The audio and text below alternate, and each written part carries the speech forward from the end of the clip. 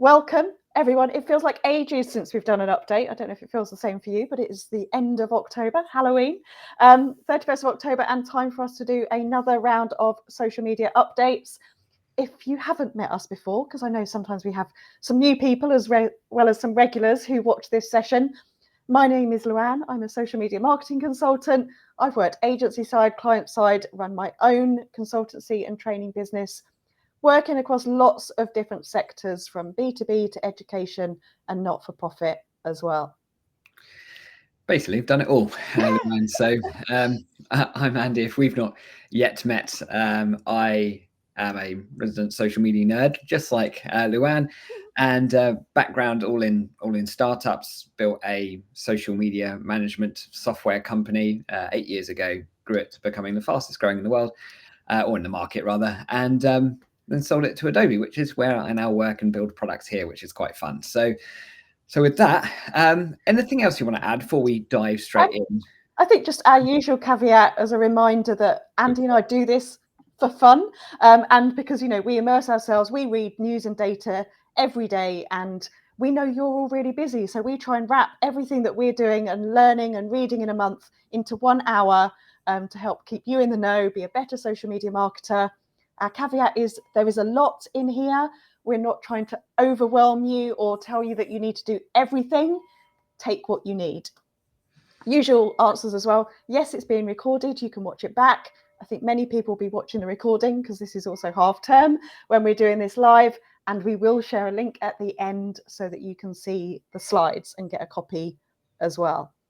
I think what we should say, Andy, before we dive into today, is that we are less than a week away from seeing many of you face to face in a big room in London. And I don't think either of us could be any more excited about the agenda that we've put together, the people that have already registered, getting this happening, a real focus on B2B social. So if you have registered, let us know in the chat if we'll see you face to face next week.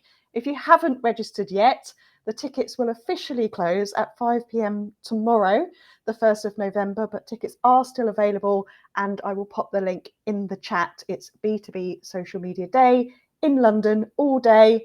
Presentations, fireside chats, panel discussions, ping pong.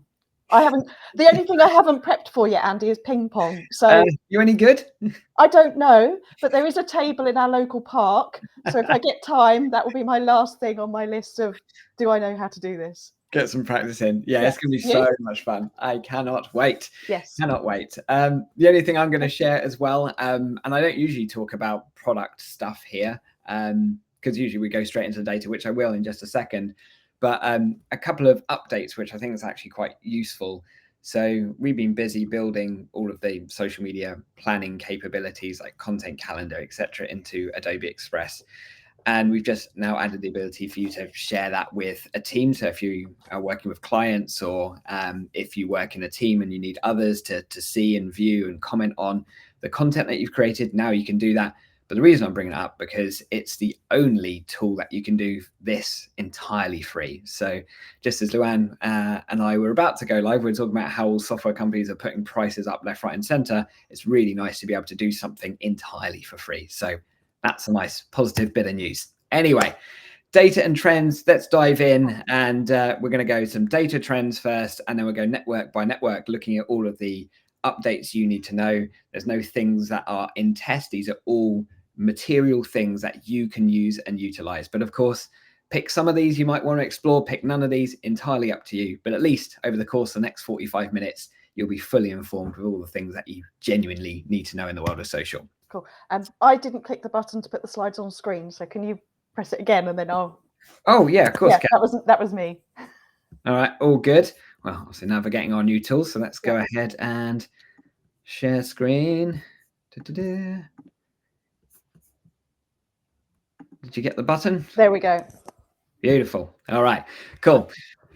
Nice. Data and trends. So let's start with our favorite report. So thank you for letting me know earlier this week, Luan, that this report had dropped. So this is hot off the press list. So this is I think probably our favorite report that we see every quarter from Data Reportal. Overall social media usage over time continues to grow, no surprise. 40% of the world's population now actively using social media every single month, just over 5 billion people. That 5 billion breaks down across these platforms. The data has changed actually a little bit for this month. And you'll notice on the left-hand side, for kind of fellow data nerds, that there's a split between those that are monthly active users, MAU, and advertising audiences. So the addressable audience that you could advertise to. Because naturally there's a little bit of like estimation that happens in this data, but it's quite useful just to give us a kind of rough guide as to where the growth is happening on social, what are the platforms that are the biggest right now. I call out YouTube fairly often because that number continues to grow. Of course, Facebook is still absolutely massive. There's some really interesting Facebook data we're going to share later on, which surprised me actually in terms of engagement rates that are happening on Facebook. We'll dive into that later. That did surprise me. TikTok's growth has kind of tailed off from like a overall perspective. Of course, still absolutely massive, and you'll see where TikTok is strongest is in other dimensions, which we'll cover later on. Probably no massive surprises. I don't know, Luan, do you have anything you want to call out or any narrative to this slide? I think there's a couple of things to call out, which we always call out, is that anyone that's staring at their screens closely now, you will not see LinkedIn on this because LinkedIn report their data differently as part of Microsoft. If they were on here, they'd be in the kind of lower third of here. What is really useful, and I noted that it's not on this slide yet because of the numbers, but Threads data has started to appear in this report as well. What I love about Data Reportal, there's a couple of things. It's taken straight from source and really credible sources in terms of the data. It's updated quarterly. There might not always be big differences, but I don't know if you've had time to do this, Andy. I like to open the quarter before and see what the small shifts are as well. And there is a few small shifts this time. So I've got a Post-it note with a couple of them to come up later. Nice. Awesome. Love it. You spotted them. No, I think this general order is still fairly consistent. And what I thought was very interesting is that they also, for the first time, shared the ad audiences for total reported. And this is where LinkedIn appears here, which is fascinating to me. So this is the addressable audience that are there to be advertised to. You'll see discrepancies because some are not opted in and some are not of the age that are able to be advertised to. Hence, you'll see big shifts. Again, this is what really demonstrates how strong YouTube is in the overall reach, and obviously as a result from ads. And then LinkedIn is incredibly strong here too. Now, I find that slightly curious, that data, and that is self-reported from LinkedIn because they say they have over 1 billion members, monthly active users. Not as big as that, but without getting into the weeds here, it just gives you a sense as to how big LinkedIn actually is. So I don't know if you've got anything else you want to add on that one, Luan. I'm just going to do a pitch. We're going to be talking about B2B social media advertising next week. So LinkedIn is one of those strange ones, isn't it? Like, it's often reported that it's expensive to advertise on there. And yes, it might be in terms of cost per click or however you measure it, but it's so highly targeted. And some of the new advertising options for LinkedIn around thought leadership ads, newsletter promotion. They've announced today lead generation as an objective for boosted posts. They are really focusing on here. So for those B2B people, it is worth a look. We've got a quick question already. Is TikTok growing? Yes, it is all still growing. Maybe not as fast as it once was, but yeah, they are all still growing. Apart from potentially X, which we'll come on to later in the deck. Exactly. Yeah. And it's always going to be the case when like TikTok are the second fastest ever company to hit 100 million monthly active users. So of course that stratospheric rate of growth was never going to continue. All growth charts taper off eventually.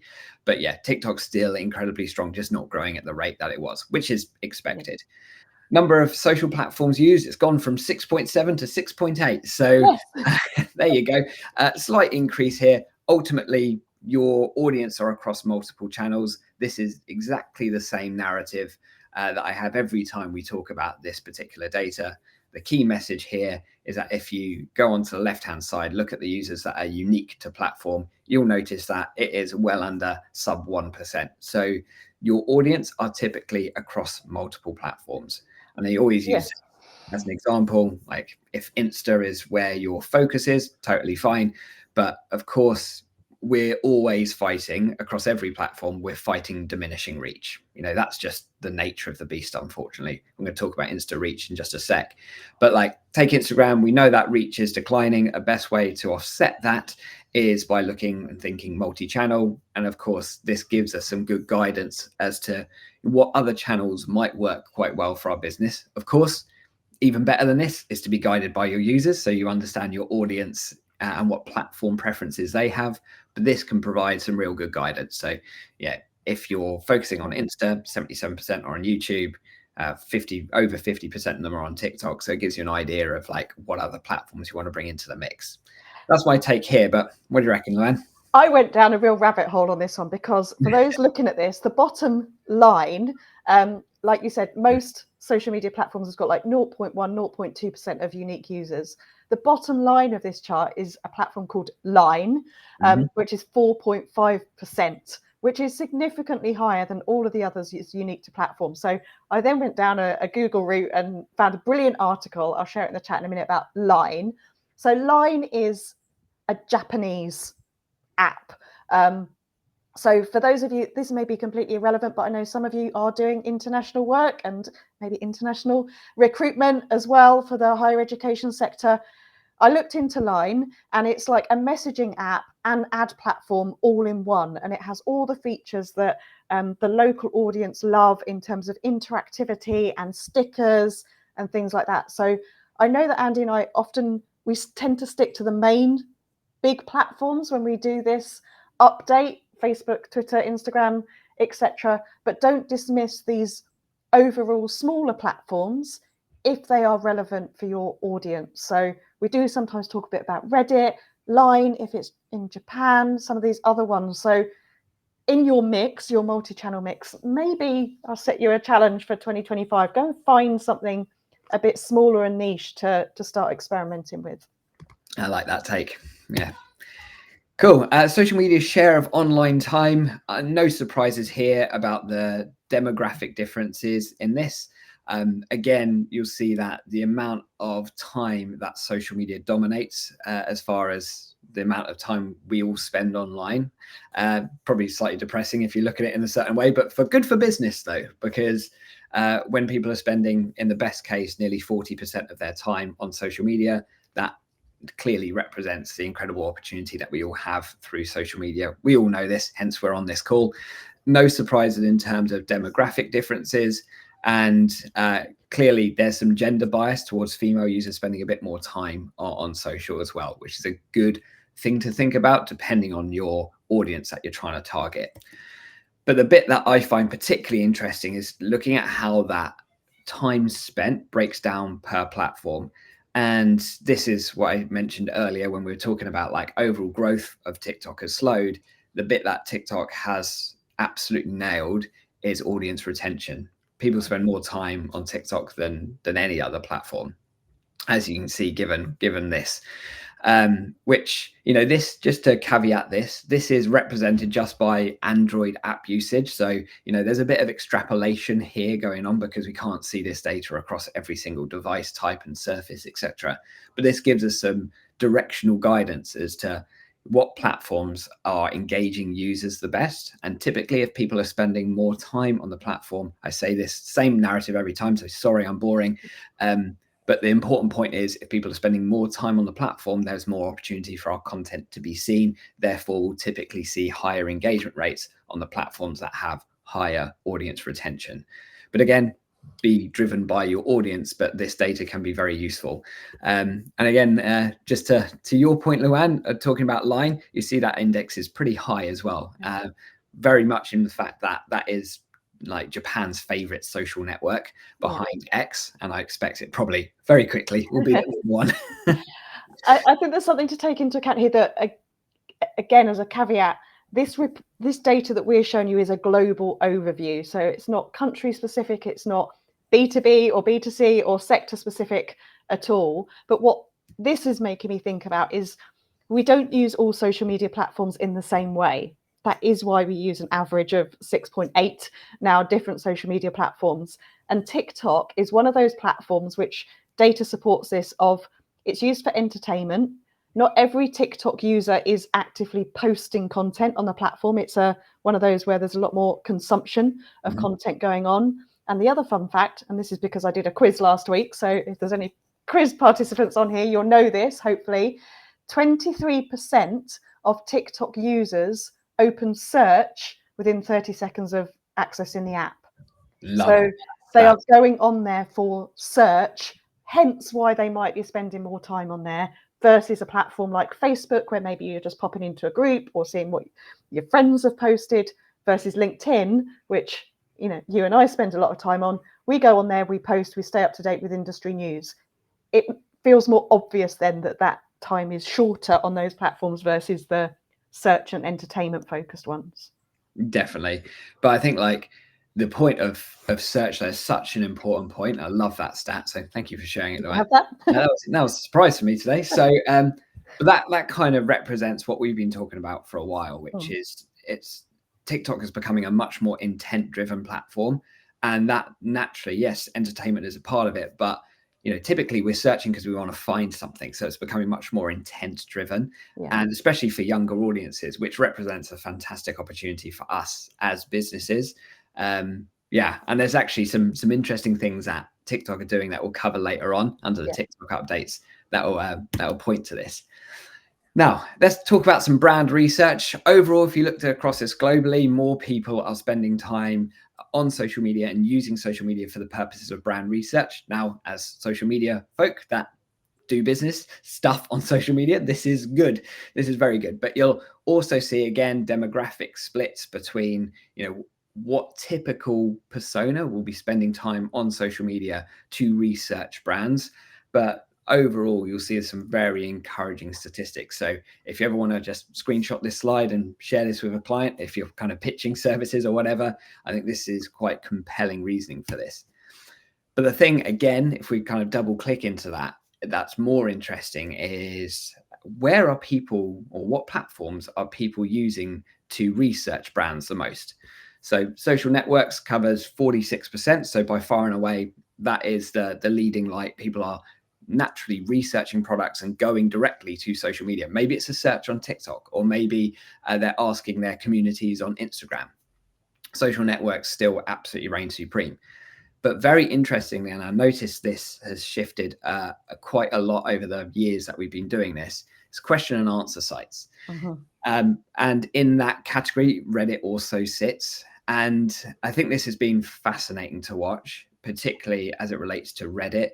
If you do any Google search now, of course, underneath their kind of AI overview, the first things you're going to see in pretty much every single Google search are not branded results, not like people who've tried to hack SEO, etc. It's going to be Reddit threads. If you're ever looking for like how to do X or how to do Y, it's going to be Reddit. And that's as a result of their deal with Google. And it has, oh my word, has it jettisoned like Reddit's results into orbit. First time they've ever hit profitability, record user numbers left, right, and center. So Reddit's become incredibly important. And it's very interesting because if you think about the amount of time that businesses prioritize their own blogs and their own blog content over their non-owned surfaces, whether it's Quora or Reddit, that represents such an interesting opportunity for brands. So I'm going to pause here because I get very excited about this as an opportunity. But what do you reckon, Luan? Again, I think this is about how we use different platforms, and it's absolutely fine to use some platforms for research and insights and other platforms for posting and engaging with your audiences. Social media is such a big term. There is so many different platforms now. We have to pick the ones that are right for us. So absolutely, I use these platforms for search and ideas and what's happening. I'm not necessarily actively posting on them. I'm a lurker, and that's fine. I will take those insights and use it in my day-to-day work, my proposals, and the content that I post on those audiences. And Lizzie's just put in the post chat, Reddit is great for social listening. Yeah, I love that. And further to that, just as a real life example, at Adobe, we have a bunch of ambassadors that are non-paid, like just users of our product, but are ambassadors. They are like our army on Reddit and Quora and Discord that are responding to questions about design or brand questions or anything like that. So it's very much a reactive response driven platform, but ultimately very high intent searches and a great opportunity to convert that latent demand if you can kind of mobilize some troops to do it. A solo social media person could not cover that amount of ground. So, thinking about your operating model across it could be a smart move. Brand research by social platform, how does that break down? Of course, I think this is very important to consider. To your point, Luan, this is global data, not segmented in any way. So naturally, this would look very different depending on industry. But it gives us an idea of at an overall macro level, what platforms are people using to research brands the most? The bit that I am surprised that it doesn't exist here is YouTube. Like, I would think that would rank incredibly highly personally, but looking with the data that we've got, clearly, Insta, if you looked at B2C, clearly Insta's incredibly strong, as is TikTok, search driven, yada, yada. Reddit ranks here, LinkedIn here. Doesn't mean that, LinkedIn isn't powerful. You look at it across a different industry, this would be switched on its head, clearly. That's my take on this, Luan, but you've always got an interesting your point on YouTube, maybe the search on YouTube is more how to do something versus the brand name. Could be. Bit like a search engine, the intent question is slightly different on YouTube as part of Google versus on social media platform. It's perhaps a bit more directed. Yeah, you might be right on that. Who knows? We'll find it. Yeah. Right. This is interesting. It is, isn't it? So, this report from Buffer was great, actually, because they certainly put together a decent amount of statistical significance in this data. If anyone else saw it, and sorry if I'm repeating if you've seen it already. So, of course, engagement rates have declined over time. We know this. That's just, unfortunately, the way of life. However, choosing our formats of our posts wisely can help us offset this engagement decline. Clearly, that's why Luan and I have been advocating for short form video for a little while, because you'll notice that it's been really strong, big spike in mid-22. But you notice that, of course, everything's declining, but carousels at the beginning of 2024, end of 23, overtook Reels for engagement. Now, there's a bunch of hypotheses for this, because, naturally swiping through, counts as some form of interaction. And of course, as we all know, carousels get like a second bite of the cherry, if you will, in the feed, because typically the second slide is then shown. So very interesting to see. So it's not all about Reels. Reels still important, but it's nice to think that our other content formats can work. Luan, what do you reckon? I think your point there about carousels give you a second opportunity. I think it's increasingly important to think about this when you're creating content now, is that not everyone will always see the first image on a carousel. When they go back in and scroll through their feed, they may see the second one or the third one. So in terms of designing your content, you need to almost think a bit like every page on your website is a landing page. You can't assume people are watching them in the carousel order. And I'm seeing that more and more. Yeah, that's a really smart piece of advice, actually, Luan. I like that. Cool. It's like you're good at this stuff, Luan. So I read this stuff. Yeah. But yeah, if you look at reach, Reels still win for reach. Look at that ridiculous spike.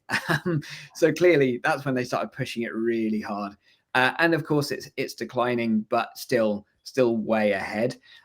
So ignore these. That's where just there isn't enough data there, but it's still Reels are still a hugely important part of the mix to drive reach. But the right strategy for Instagram, like with most things in life, in marketing, is a good balance of yes, we want to reach more people. That's where Reels are good. But of course, we want to get some depth of engagement. That's where carousels and stories perform particularly well. So, mixing those three, reach and engagement content, that's where the magic is. Sorry, just go back, because I got I know it's coming up as a feature change, but data like this is the insights that drive what's happening in terms of what we should be doing and what changes the platforms are making. So we'll see in a minute, and we'll skip over it then. But now if you're noticing, if you're uploading kind of carousels and with music, they're saying, do you want to turn this into a reel as well? So we're starting to see these kind of content formats merging and being able to be shown in different places. So Instagram are obviously taking this, reels are getting the reach. How can we encourage other content that people are posting into this format? Yeah, I love that. We'll talk about that some more, because I think it's really interesting, that opportunity. YouTube Shorts, I've been pretty bullish on YouTube Shorts for a while now. And there's a couple of shifts that have really forced this into YouTube Shorts' favor.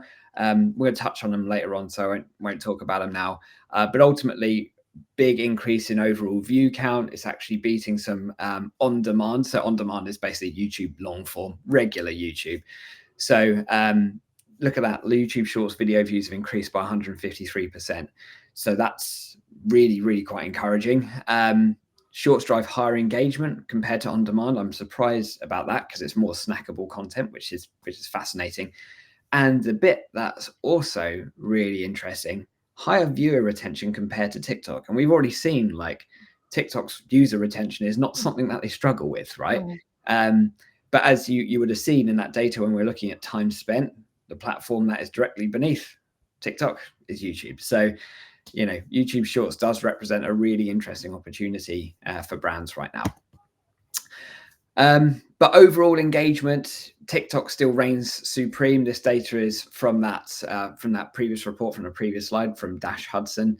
Best platform for engagement. We know this. Instagram's algorithm is just smarter than the rest of them. It's better placed to serve the most relevant content. So it's still driving the highest form of engagement. So, that's been pretty consistent for the last few years, actually. As we ignore, don't you hate it when you have a typo in a slide and you can't change it live? Can you please ignore that? Anyway, TikTok remains the platform of choice for teens as well. So, and I think that really charts the performance and the future potential of TikTok.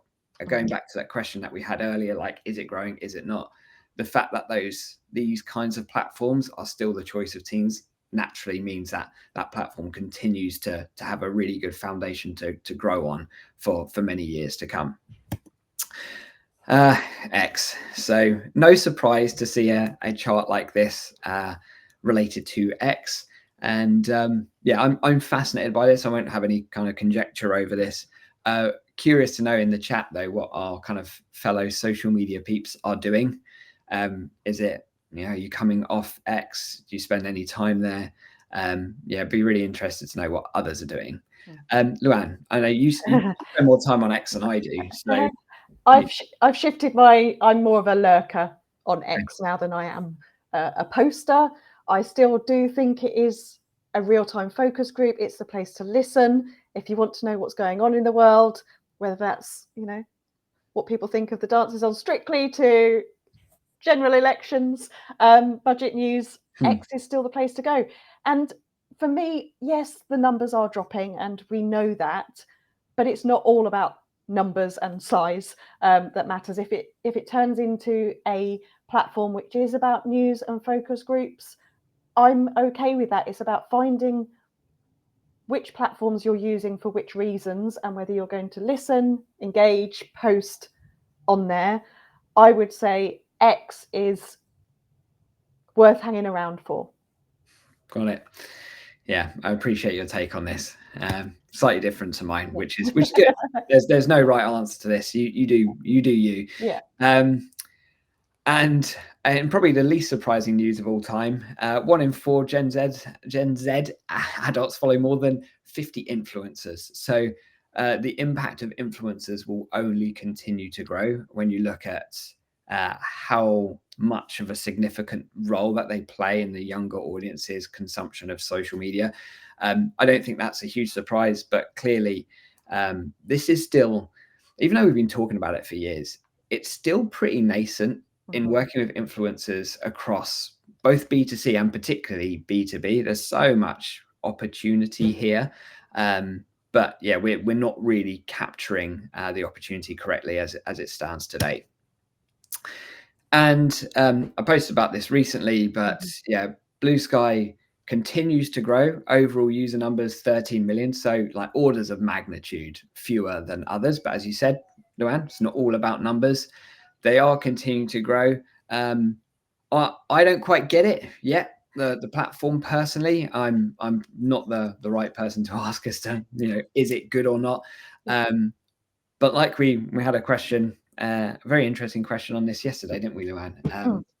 And yeah, I'm fascinated to understand what audience types and personas are spending time there, to then figure out is this a good place to be. I'm a kind of like watch, wait and see mode on this one.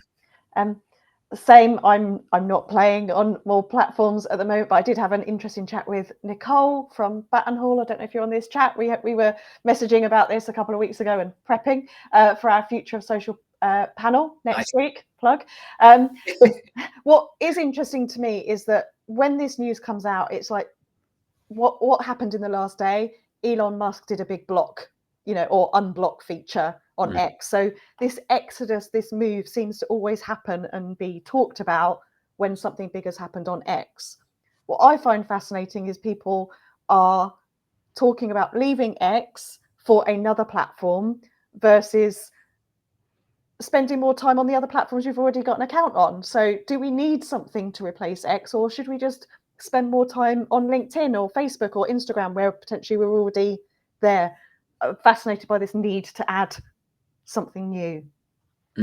Yeah, exactly. Given those stats that we said about overlaps and that you've already got your audiences somewhere.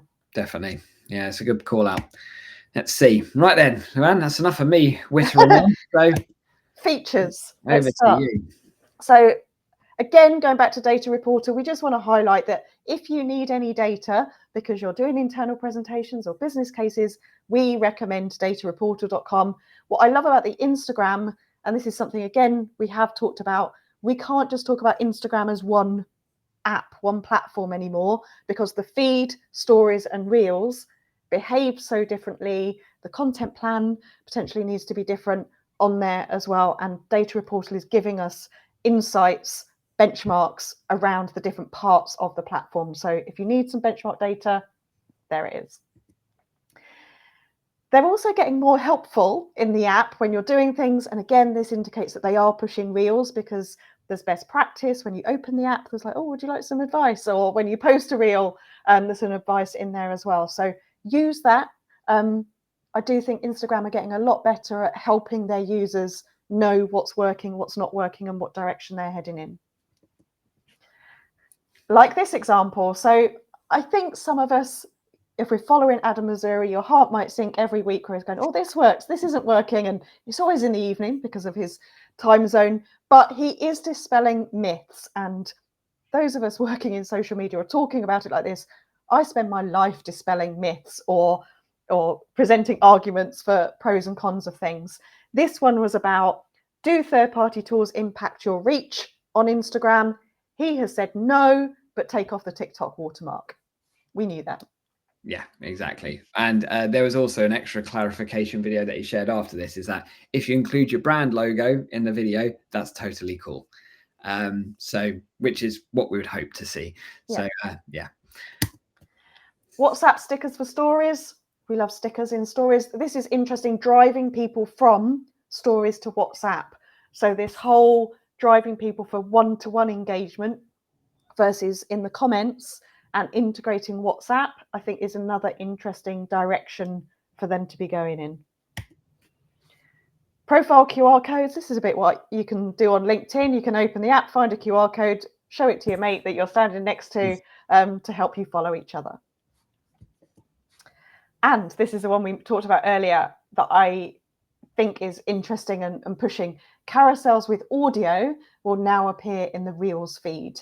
So audio, I think, on social media is interesting. We know that it helps with trends.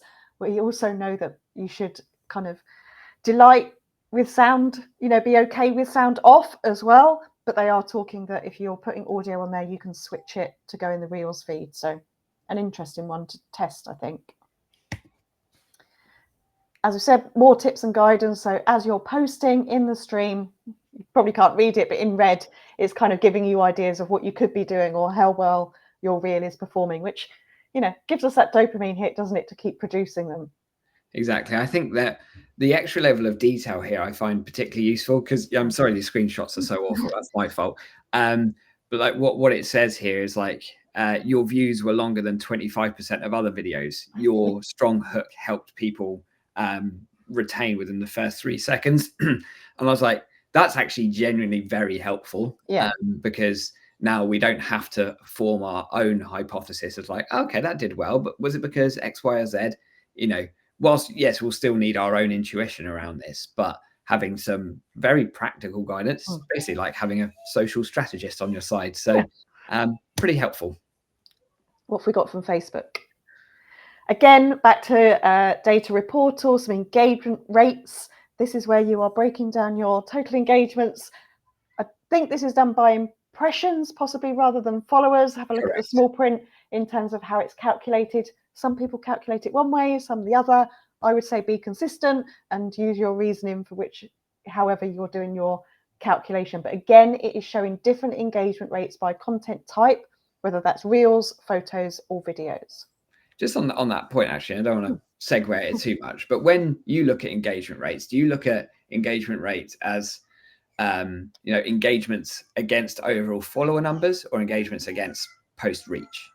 I personally use followers, and that's because when I am doing engagement rate calculations, it's usually as part of an audit against competitors, and I can get follower numbers for competitors using a variety of tools. It's a lot harder to get impressions or reach data for competitors. So I personally go for followers.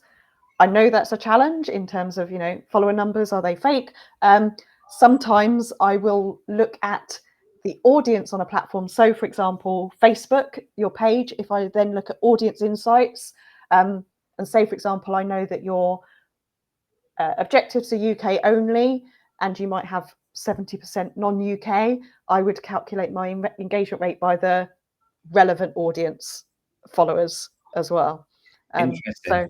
So I go for followers because I'm doing it more from a competitive landscape versus own content performance. Got it. And this is good. This is why we represent other ends of the spectrum. Because you would do the other way. I do it exactly. Yeah, do it the other way. And I love your kind of rationale of like competitor benchmarking. Makes a ton of sense. My own personal take is as a result of post reach, because if people didn't have a chance to see it, then how could we evaluate whether our content resonated? So I'm looking at it purely from like our owned content perspective. Did this perform well? So that's typically my rationale. I don't think there's any right or wrong in that way, but the thing we can't control typically is how much reach our post gets, but we can control the quality of our content. So, you know, I'm just trying to think about what are the things that we can control and how do we evaluate if someone actually saw the post, did they take an action? So, but I think probably a mix, like in most things, probably a mix of both methodologies works well. But the thing I wanted to just call out very quickly is that Reels engagement rates are incredibly strong. I'm like, that seems too high to me. But yeah, if anyone is still spending time on Facebook and using Reels as a way to grow their brand, I'd love to hear from you and whether you're seeing that level of engagement on Reels, because that seems very, very strong. Anyway, back to you. This is a news story that I'm fascinated by and interesting, and I hope it works, is that Facebook have announced that they are redesigning the app to attract Gen Z users. So they are acknowledging that not all Gen Z are using Facebook.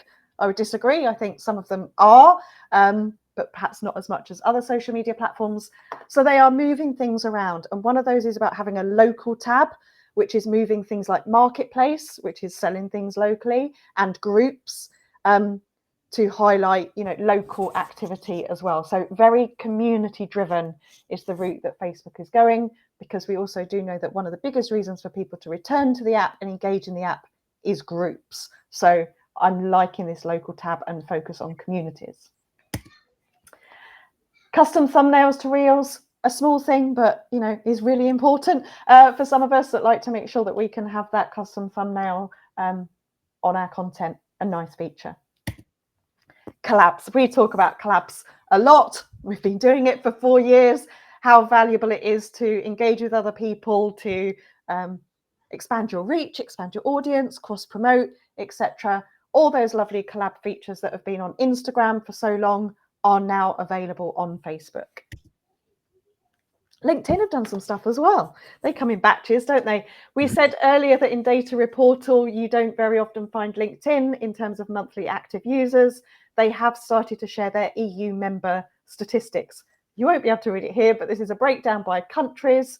And what they are breaking it down by is logged in users and logged out users as well, because you don't always need to be logged in to view content on LinkedIn. So if you are operating in different countries, you've got some data there if you need it.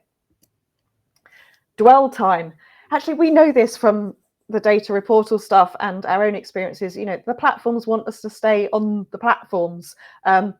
It's becoming an important ranking factor for LinkedIn. What I would say on LinkedIn is that their engineering team on their own personal accounts, which is another indicator, is where they are sharing the projects that they're working on and when it goes live. So insights from LinkedIn and changes aren't always coming out directly from LinkedIn on company pages and announcements. They are coming directly from the engineers. So when you see things like this, go and follow those engineers, because they talk about the projects and the background and what they're doing. And so this is just, this is the latest one about dwell time. People spending more time on your content is the thing that's going to drive success. So I love that. Seems like they're emphasizing it even more. Yeah. Also pushing their video feed. You may have this now. I've got it now along the bottom of my mobile app. I know Lucy talked about this on a marketing meetup webinar around, you know, we like it, but Lucy was really emphasizing you can't search on there. It's a bit like a For You feed. It's quite random at the moment, but they are pushing video. And Andy, you're posting more video than anyone I know on LinkedIn. What are you seeing? Definitely increased views, definitely, and a lot more third degree connection, people that don't follow me interacting with the content, which does mean that some of the comments are less relevant, if I'm honest, because it's just getting served to anyone. So that shows to me that, to your point, it's not hugely targeted, but reach on video is definitely increasing. So I think, LinkedIn sometimes are a bit shonky with some of the things that they roll out. But I'm hoping this works better than stories and actually lasts. But video and LinkedIn, I think, it's a strategic imperative. I think if LinkedIn is going to be a focus for anyone on this call. Yeah. LinkedIn Live events continue to perform well. We've been doing these on LinkedIn Live all year. I do a load of LinkedIn Lives. It is performing well. We love it in terms of being able to send out invites to you, get you to watch it, see it afterwards, the comments. I'm a big fan of LinkedIn Live, and it's great to kind of see that they are pushing this. It's no longer just a feature of creator mode. There is still some criteria to access LinkedIn Live. You need to use a third-party tool to do it, but I love this feature. This one for me, I was going to mention to you, discover how people found you on LinkedIn. So when you're looking at who's viewed your profile on LinkedIn, which is a premium feature to see all of it. I've had this for quite a long time about seeing how people found me, whether it was through search or through the feed. I don't know if this is relatively new for you. Yeah, I hadn't seen it before. So maybe it's a premium thing versus rolling out to free. Yeah, I'm too tight to pay for premium, so maybe that's a difference. I'm just going to answer a question because it's just come up. Jenny has just put in the chat, do you use StreamYard? The answer was, in all of our previous ones, we have used StreamYard. Today we are using Restream, and that is as a test, but also because StreamYard have put up their costs significantly, and there is a huge difference between StreamYard and Restream in terms of pricing. Look to be both the same experience from our side, so we'll see what happens afterwards, and any feedback from you watching would be useful. My personal first experience of it has been very good, actually. Very easy to stream on my own LinkedIn at the same time and my YouTube, so quite good. Anyway, ended up into an unplanned ad for Restream there, but cool. TikTok engagement rates incredibly strong. They're still the strongest across all platforms, but some of this data here, that's why I was so shocked with the Facebook engagement rate data, why that was higher. So yeah, that's something I'm going to be investigating more anyway. But yeah, as we know, TikTok engagement rate's very strong. Back to Luan's point earlier about the prevalence of search within TikTok. What was that, 23 or 24% of people? 23. Yeah, 23% of people open search in the first 30 seconds. TikTok realized this and they're capitalizing on it. And essentially they're going after Google with this. So now businesses, or very soon, businesses will be able to buy ads, keyword search times, works exactly like Google AdWords, keywords, etc. So you can bid on the terms that are most important for you, which really does show how TikTok is evolving beyond just a social discovery platform to becoming more intent driven. Talking of intent, we can also look at view trending searches as well. So it's a great opportunity. It's kind of like Google Trends, if you will, a great way of us understanding the things that are working. Me personally, I don't spend a lot of time looking at trends, etc. But for other brands, like especially in the fashion industry, those trends move fast. So looking at those style trends can be very strategically advantageous for you. I thought this was really cool, actually. Flip stories. And I love, like, TikTok have such a creative way of thinking about audience interaction. So this is like, how it started, how it's going, rather than like, an Instagram approach would be like tapping through to the next slide, if you will, in the story. Here we can kind of toggle this little slider, which kind of flips it round. Really nice interaction. So maybe you'll think of like creative ways that you can potentially utilize that too. We can now mention in TikTok stories, so what I'm seeing from these updates, clearly that TikTok are leaning a bit further into the story format too. Works exactly like how you know and be very familiar with stories on Insta. Works exactly the same. Cool. We're making good time. So let's dive into the rest of them. Threads status indicator, really there to try and drive more interaction, make it more real time. Threads still have a lot of work to do in terms of driving that audience retention. From the last time I was looking at data, typical user would spend about 6 minutes on Threads, which is a whole host lower than other platforms. So they're trying to find ways to stimulate that real-time kind of community vibe and an interaction.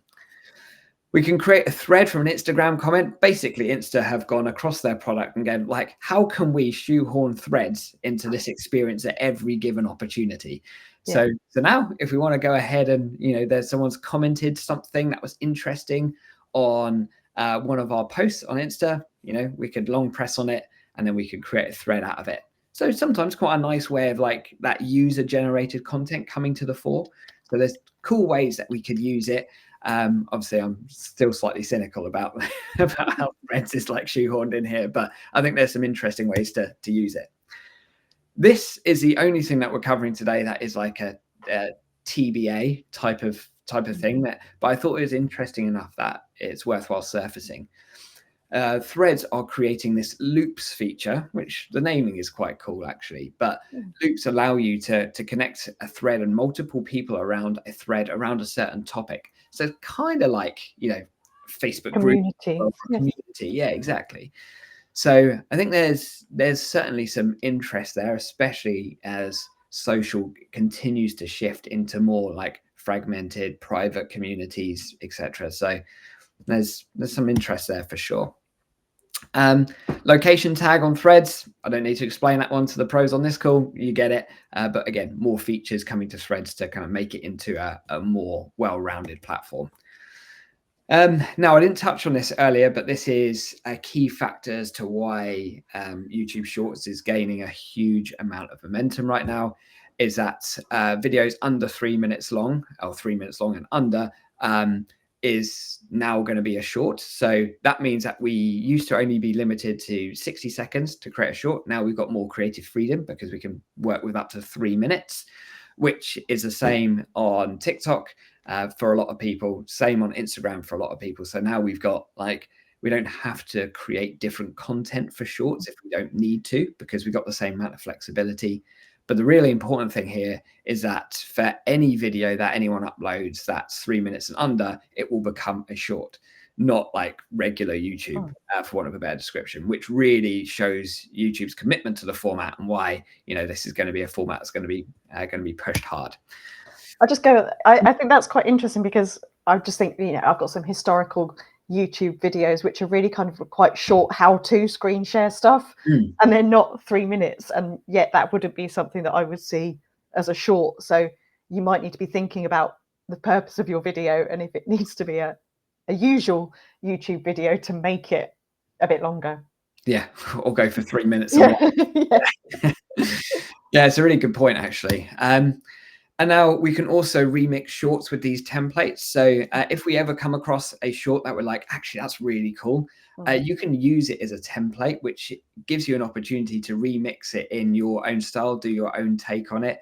Again, YouTube are just trying to figure out ways that we can take content that already exists, but put our own spin on it, which again lowers the barrier to creating content and us being creative. And more stuff related to shorts, so you can see where all the momentum is going. We can now add polls to shorts to get some deeper audience interaction. And shocker, there we go. We've made this with like 9 minutes to go. So that is a winner. Do you want to try and summarize that? Yeah. I love the fact it's unrehearsed, but we always manage to do it on time and in time. Instagram, TikTok, YouTube are the platforms that are driving growth and brand discovery. So video as a format, but also that word discovery is really important. YouTube Shorts, increasingly good opportunity for brands. This, I'm just going to add in here, I think this is quite a challenge, because I do know in some organizations, institutions, larger team sizes, that sometimes YouTube video content sits separately from shorts and kind of TikTok. So is this format going to add on to a social media manager's job description? I think it might be going forward. Back to Instagram and those different formats, your different results. We can't just go, oh, this is Instagram. We've got to be thinking about the different elements, carousel stories and reels. And there was a brilliant blog on Instagram, their newsroom, probably 18 months ago now, about how each of those areas of the platform works slightly differently. So we've got to consider them as separate areas. And then the other platforms, Bluesky keeps growing. We're going to see research across the different platforms. So don't forget about Quora, Reddit, to do your research. And on those platforms, engage your teams, engage your ambassadors. You don't need to do everything yourselves. Have friends with their eyes and ears open. I will confess, I quite often see things and then drop a note to a friend going, oh, I've just seen this. You wouldn't mind popping a shout out in there for me, or seeing a post going, oh, I think this is a good one for you to get involved in. We can do that offline as well to, you know, build our conversations. So do work with others. Collaborations are really important. Love that. And just a quick one is, if you want those slides emailed to you and this recording as well, which you'll have on LinkedIn anyway, yeah. But to get the slides, just ping that QR code and then you'll make sure we will send those to you. I think that is it. We have done it. Again, we really hope to see some of you next week in London, Wednesday the 6th. Couldn't be more excited about it. We have one more social media update to go this year. We're going to be doing it on the 5th of December. So we'll be doing our complete November roundup very early December on the 5th. I will set that up on LinkedIn. You'll probably get a notification invite to it. But otherwise, thank you to all the familiar names. Welcome to the new names. We really appreciate you spending this hour with us and listening and then getting in touch with us afterwards. We like to read the news, so we hope it helps. Love it. Thanks so much, everyone. See you all soon.